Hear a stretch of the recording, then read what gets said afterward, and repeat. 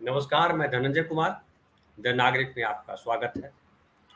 खबरों के बीच से इसमें आज हम बात करेंगे कि चुनाव प्रचार तो खत्म हो गया। अब चुनाव प्रचार के बाद नरेंद्र मोदी जी चले गए झारखंड। लेकिन यहाँ जो इंदौर आखिरी जो उनकी सभा थी, जो रैली थी, जो रोड शो था इंदौर में, उसका क्या असर पड़ा और क्या चुनाव प्रचार खत्म होने के बाद उन भाषणों का असर है? और मोदी जी जब आए वहाँ इंदौर तो क्या हुआ? जनता की क्या प्रतिक्रिया थी? इंदौर के जो विधानसभा के जो उम्मीदवार हैं बीजेपी की, उन्होंने क्या सोचा, उनकी क्या राय रही? इस सब पर बात करने के लिए हमारे साथ हैं डॉक्टर प्रकाश हिंदुस्तानी सर। प्रकाश भाई नमस्कार। नमस्कार। इंदौर शहर में मोदी जी आए और भी लोग आए, क्या असर रहा? अब जो चुनाव प्रचार खत्म हो गया तो चुनाव जी प्रचार का हाँ, जो ये था नशा जो था वो अभी तक तारी है या खत्म हो गया? नहीं, प्रचार तो चल रहा है पर अंदरूनी चल रहा है, छुप के चल रहा है। अपने कार्यकर्ताओं के जरिए घर घर पहुंचा जा रहा है, फोन किए जा रहे हैं कि भाई हमारे नेताजी को जिताइए, इस तरह की बात है। लेकिन पिछले 3 दिनों में मध्य प्रदेश में देश भर के नेता आए, कांग्रेस की तरफ से भी, बीजेपी की तरफ से भी। नरेंद्र मोदी आए, अमित शाह आए, नड्डा जी आए, राजनाथ सिंह आए, योगी आदित्यनाथ आए, स्मृति ईरानी आई, और कांग्रेस की तरफ से मल्लिकार्जुन खड़गे, राहुल गांधी, प्रियंका गांधी, सचिन पायलट। बीएसपी की तरफ से मायावती जी आई। उधर सपा की ओर से अखिलेश यादव आए। तो सारे पार्टियों के नेताओं की तमाम जुगत लगी रही कि कौन जीतेगा, कैसे जीतेगा। कल प्रधानमंत्री नरेंद्र मोदी इंदौर मध्य प्रदेश में 3 जगहों पर आए। उन्होंने 2 जगह सभाएं ली, लेकिन इंदौर में उनकी सभा नहीं हुई थी, रोड शो हुआ था। रोड शो में वो करीब, इंदौर के एक बड़ा गणपति का मंदिर है, बहुत बड़ा मंदिर है गणपति भगवान का, तो उस मंदिर से लेकर राजवाड़ा तक आए। ये करीब 1.5 किलोमीटर की दूरी है और इस दूरी को उन्होंने लगभग 1 घंटे में तय किया। पूरे रास्ते को भगवा कॉरिडोर बना दिया गया था, मतलब सड़क के दोनों ओर बैरिकेटिंग, डबल बैरिकेटिंग, और बीच में कपड़े का, भगवा कपड़े का पूरा एक बना, जिस तरह बीजेपी करती है अपने आयोजनों में, इस तरह से बड़ा भारी कॉरिडोर बना दिया गया। और 2 दिन से, इस आयोजन के 2 दिन पहले से उस पूरे इलाके में बैरिकेटिंग कर दी थी। दिवाली का त्योहार था, लोग मिलने जुलने जाना चाहते थे लेकिन वो नहीं कर पाए। दुकानें बंद करवा दी गई थी और लोगों से कहा गया था कि अपने घर के सभी सदस्यों के नाम, पते, मोबाइल नंबर, उनके आधार कार्ड के नंबर, ये सब हमें दीजिए। तो ये सब लिया गया। लोग बड़े परेशान थे, धनंजय जी। तो ये तो दादागिरी है कि आप अपने नंबर दीजिए, आधार नंबर दीजिए। क्यों मांग रहे थे वो? भाई सुरक्षा, उनका कहना था प्रधानमंत्री की सुरक्षा के मद्देनजर ये हम कर रहे हैं। और अगर आपके घर में 2 गैस सिलेंडर है तो उसकी वो भी नहीं रखने दिए गए कि आप 1 गैस सिलेंडर ही रख सकते हैं। क्या पता दूसरा गैस सिलेंडर आप उस गलत काम में उपयोग में ले आए। तो बहुत परेशान लोग हुए।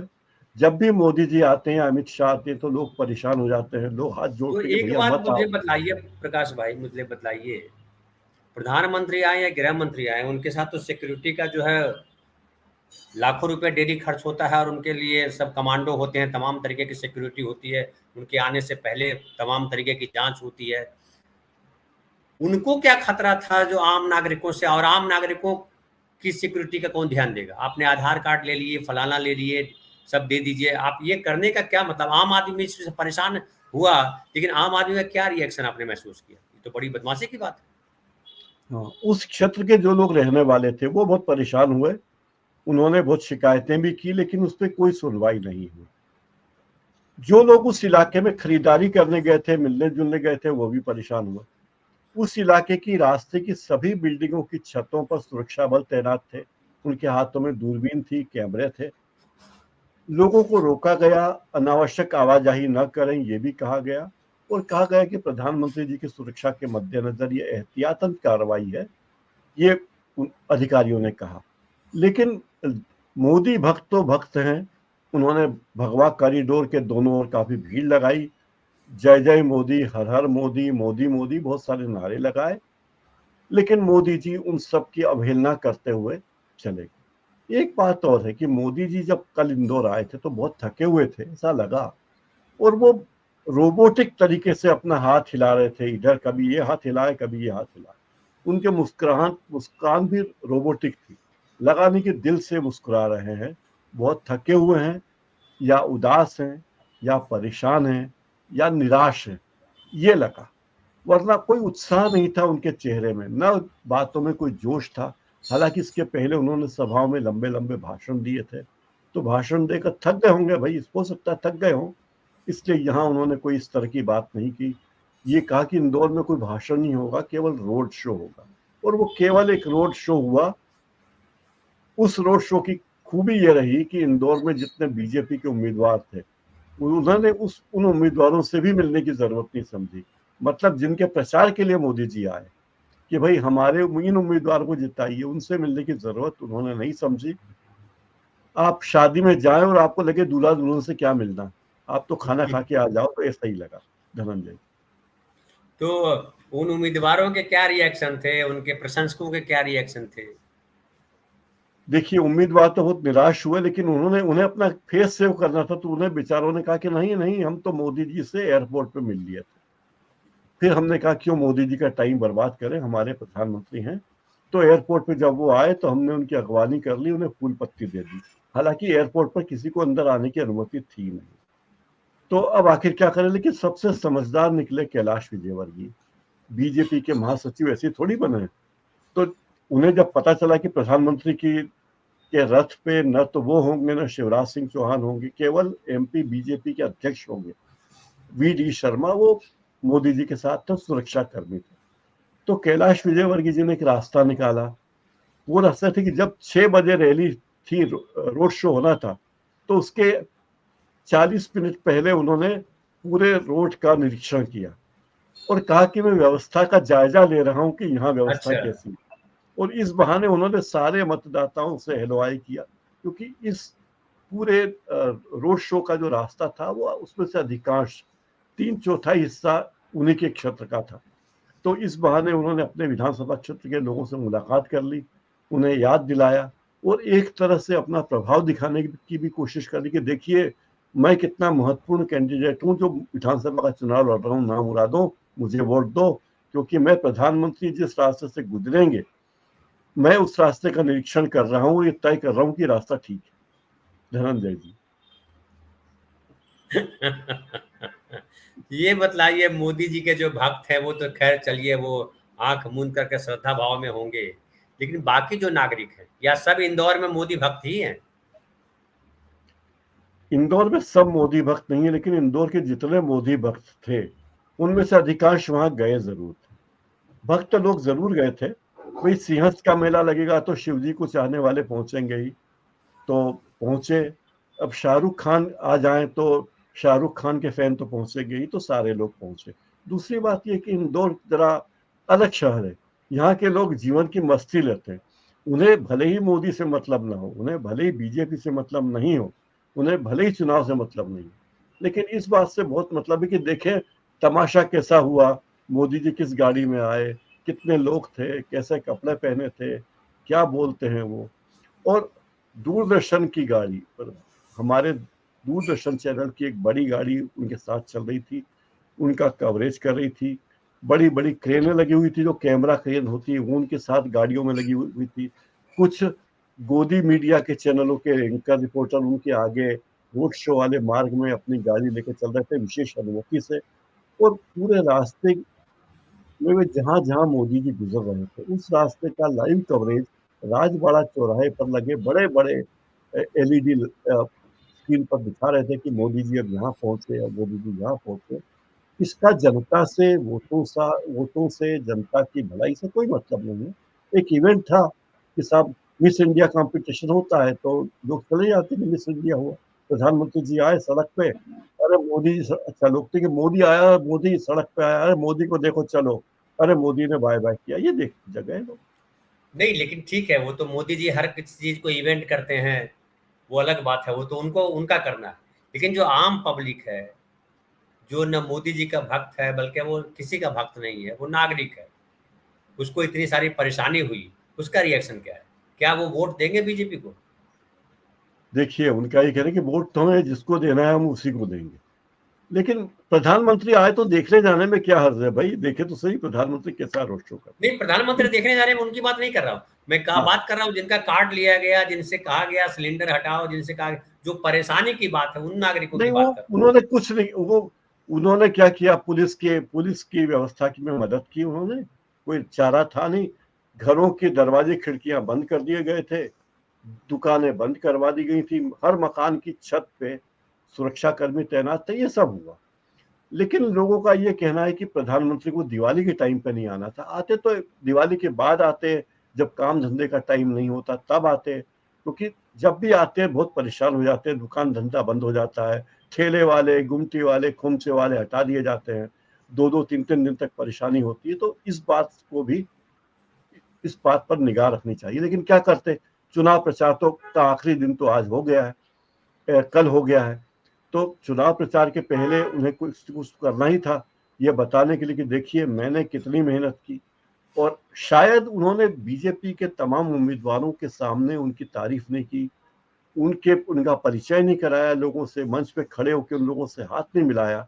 इसके पीछे शायद ये डर भी हो सकता है कि ये सब तो जीतने वाले हैं नहीं, अगर इनमें से कोई हार गया तो लोग कहेंगे कि लो, मोदी जी तो बड़े हाथ मिला रहे थे इनसे और ये खुद हार गए, तो मेरा ब्रांड भी कमजोर हो जाएगा। शायद ये रहा हो मोदी जी। तो एक आपका आकलन क्या है? इंदौर शहर की ही अगर बात करें, तो बीज क्या लगता है बीजेपी को कितनी सीटें मिल सकती है? या बीजेपी के को लेकर के माहौल है, या कांग्रेस को लेकर के माहौल है? क्या लग रहा है इंदौर शहर में, क्या लग रहा है? धनंजय जी, इंदौर शहर जो है बीजेपी का गढ़ रहा है, और बीजेपी और आरएसएस की बहुत सारी गतिविधियां यहाँ होती रहती हैं। और जब सत्ता नहीं आई थी देश में, तब भी बीजेपी को अच्छा सपोर्ट यहाँ मिलता रहा है। बीजेपी के सांसद चुने जाते रहे हैं लगातार 9 बार तक। तो बीजेपी का यहाँ काफी बोलबाला है। इंदौर शहर की बात करें, पिछले चुनाव में 2018 में इंदौर जिले की 9 विधानसभा सीटों में से 5 पे बीजेपी जीती थी, और अभी इन 9 सीटों में से 6 सीटें बीजेपी के पास है, क्योंकि सामेर सीट पे जीतने वाले तुलसी सिलावट सिंधिया जी के साथ कांग्रेस छोड़कर बीजेपी में चले गए थे। फिर उपचुनाव हुआ तो उपचुनाव में भी वे जीत गए, तो वे अभी बीजेपी के साथ हैं।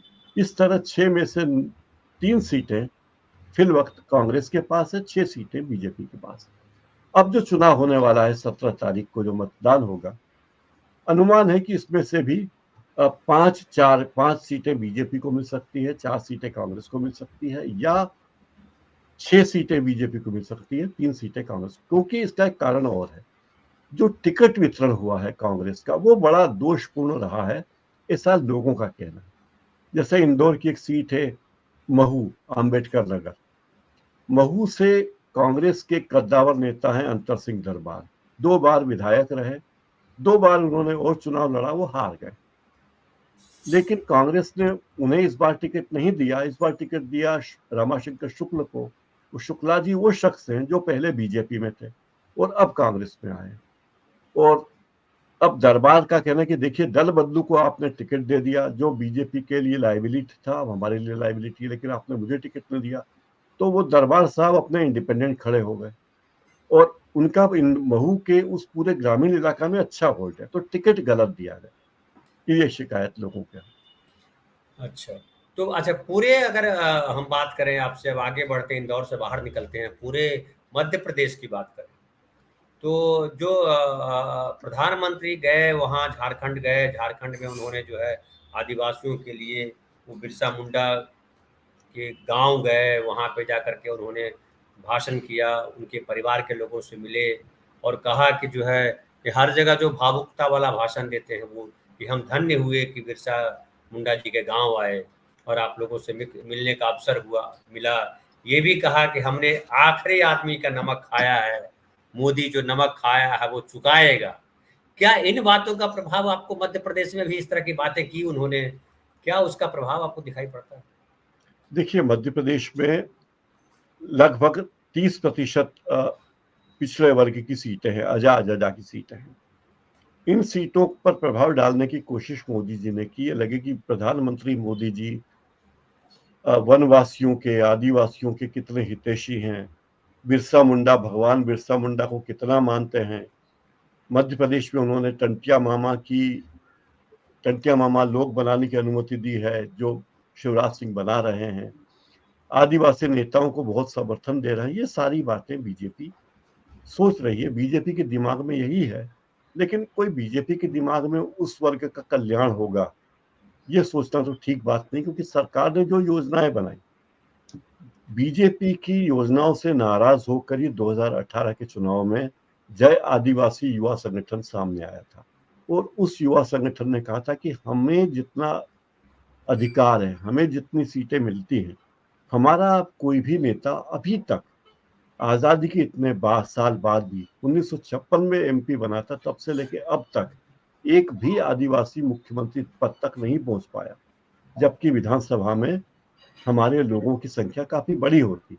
ये तमाम नाराजगियां थी और जयस के उम्मीदवार खड़े हुए, कांग्रेस ने जयस के लोगों को टिकट दिया, वे लोग जीते।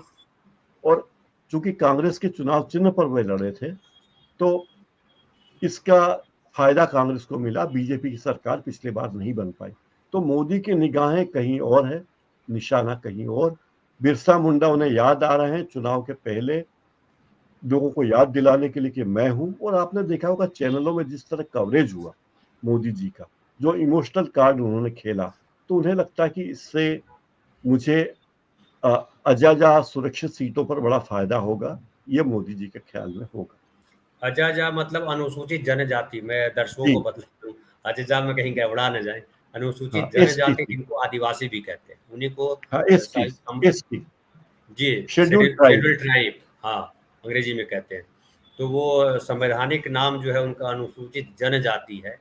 आदिवासी तो आमतौर पर लोग बोलते हैं, और राहुल गांधी के कहने के बाद मोदी जी ने आदिवासी बोलना शुरू किया, नहीं तो वो तो बनवासी बोला करते थे।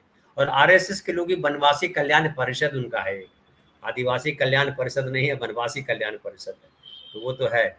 तो आपको क्या लग रहा है कि अब जब चुनाव के प्रचार सारे खत्म हो गए, अखबारों ने भी, चैनलों ने भी जो ढोल ढामा बजाना था बजा लिया, अब क्या लग रहा है, किसका प्रभाव दिख रहा है आपको ज्यादा? राहुल गांधी कांग्रेस का प्रभाव दिख रहा है, नरेंद्र मोदी बीजेपी का प्रभाव दिख रहा है, क्या दिख रहा है? धनंजय जी, इस चुनाव में राहुल गांधी, प्रियंका गांधी, खड़गे जी ने जितनी मेहनत की है, उतनी पिछले चुनाव में नहीं की थी। तो फायदा तो होना ही है। फिर अगर आप राहुल गांधी की भारत जोड़ो यात्रा में जो मध्य प्रदेश से के हिस्से से गुजरी थी, उस हिस्से को भी अगर शामिल करें, तो आप पाएंगे कि कांग्रेस ने काफी समय, ऊर्जा यहाँ निवेश की है। उसका फायदा तो उससे मिलेगा ही। लेकिन पिछले चुनाव में करीब 40 सीटें ऐसी थी जहां नतीजे बहुत कम वोटों से आए थे। निष्कर्ष मतलब कोई 1000 वोटों से जीता, कोई 100 वोटों से जीता, कोई 200 वोटों से जीता। तो ऐसी सीटें बसपा, सपा और आप, इन तीनों पार्टियों के निशाने पे है। निशाना ये कि अगर, और इन पार्टियों ने बड़ा सीधा फार्मूला रखा, आप बीजेपी में हो या कांग्रेस में हो, लेकिन अगर आप असंतुष्ट हो, आपको टिकट नहीं मिला है और चुनाव लड़ना चाहते हो, तो हमारी पार्टी में आ जाए।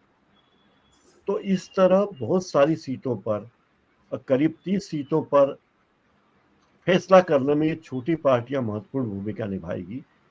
ये 1000 के भीतर वाले जो वोटों का अंतर है, जो वोट कांग्रेस को मिलने वाले थे या बीजेपी को मिलने वाले थे, वो बदल जाएंगे। तो उससे पूरा समीकरण गड़बड़ा जाएगा। हालांकि चुनाव सर्वे अभी तक तो कांग्रेस के पक्ष में है, लेकिन बीजेपी को एक और उम्मीद है। बीजेपी की उम्मीद यह है कि लाडली बहना योजना में जो 1,31,00,000 बहनों को फायदा हो रहा है, बीजेपी का दावा है कि इसमें से 85%, 85% बहनें मामा की पार्टी यानी शिवराज सिंह की पार्टी बीजेपी को वोट देंगी, ऐसा उनका अनुमान है। लेकिन कांग्रेस का सवाल ये कि भाई, आप तो 18 साल से मुख्यमंत्री थे, आपको ये योजना चुनाव के 2 महीने पहले क्यों सूझी? और प्रियंका गांधी ने आज जिस बात का मजाक भी उड़ाया शिवराज सिंह चौहान का, कल मजाक उड़ाया था, उन्होंने कहा था कि शिवराज सिंह चौहान ने कुल 22,000 घोषणाएं की है अपने कार्यकाल में। तो 22,000 घोषणाएं में से कितनी घोषणाएं उन्हें खुद याद होंगी, ये भी पता नहीं। तो बड़ा ही दिलचस्प है। डायलॉग राइटर कोई और है, डायलॉग डिलीवरी कोई और कर रहा है, वॉइस ओवर आर्टिस्ट कोई और है, लेकिन चेहरे बीजेपी के हैं, मोदी जी के हैं, चुनाव चिन्ह या ट्रेडमार्क कमल है।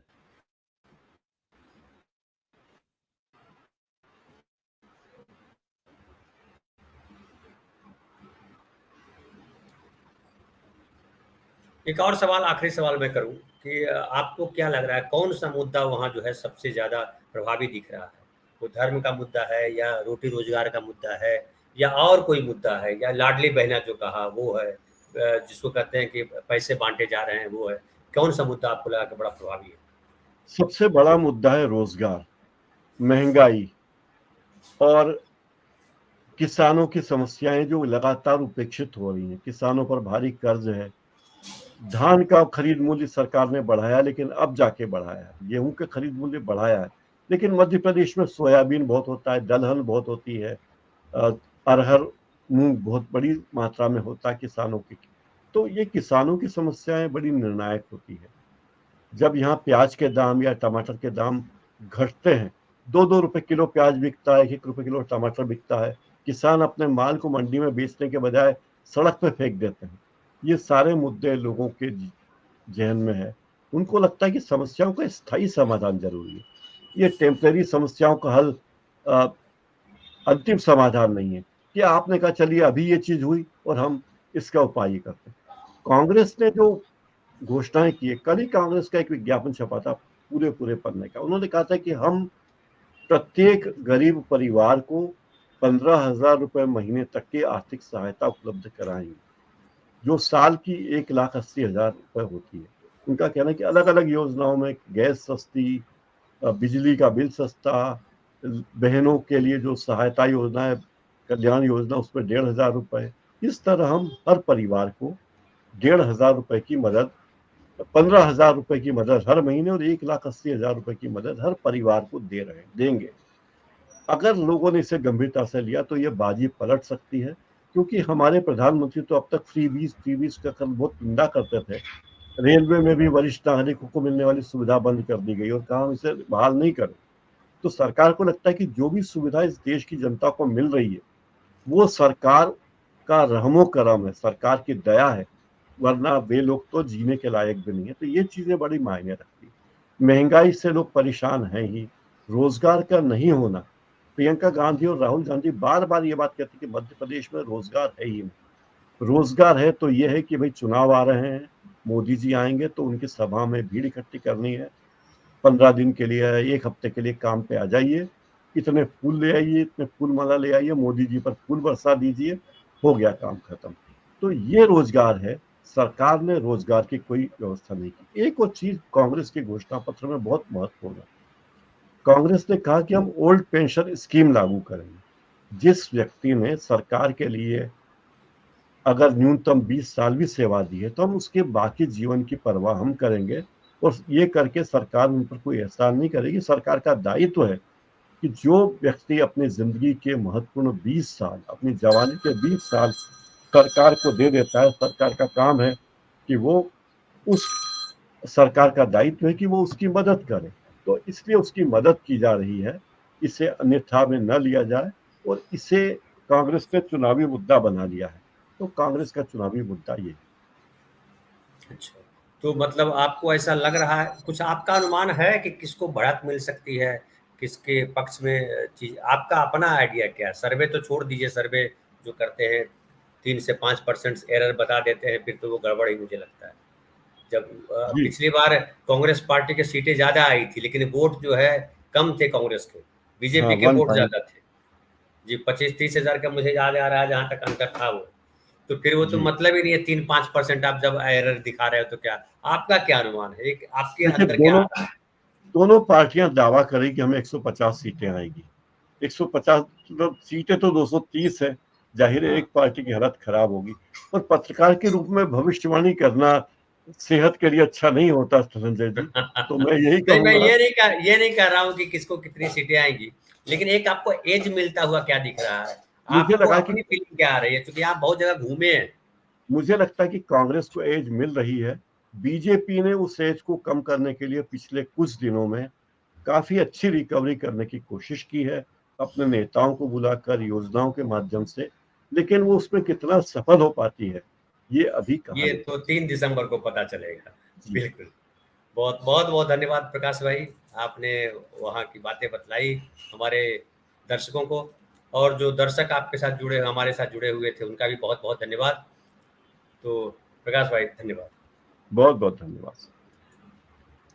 आपको ये प्रोग्राम कैसा लगा आप ज़रूर बतलाएं, और अच्छा लगा तो आप अपने मित्रों परिचितों के साथ शेयर करें। हमारा चैनल सब्सक्राइब नहीं किया तो सब्सक्राइब करें और लाइक किया करें। Thank you.